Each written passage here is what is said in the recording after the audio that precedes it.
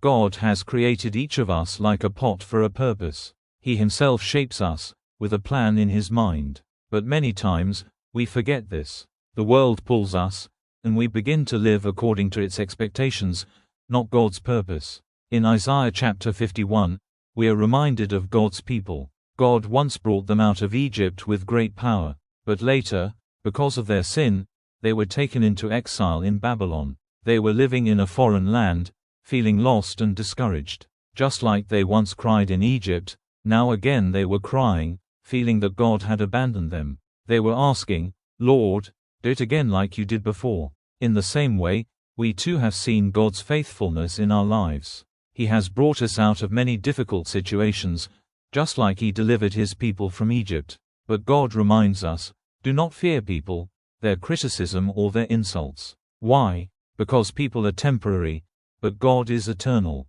Everything around us is temporary, but God's promises are eternal. So we should not build our lives on things that will pass away. Again and again, God tells us in His Word, "Fear not." But many times, we cry out to God, and it feels like He is silent. Our prayers seem unanswered, and we begin to wonder, why is God not acting like before? The truth is this: fear enters when we forget who God is. But when we remember Him, fear loses its power. God asks us, "Why are you afraid of people, who will fade away, when I am your Creator?" Think about a pot. When it is empty and unused, no one notices it. It faces no pressure, no testing. But when it is filled and used, it goes through handling, heat, movement, and risk. In the same way, when we are in God's hands and being prepared for His purpose, we will face challenges, pressure, and struggles. Look at the life of Joseph. When God's hand was upon him, he faced betrayal, slavery, and prison.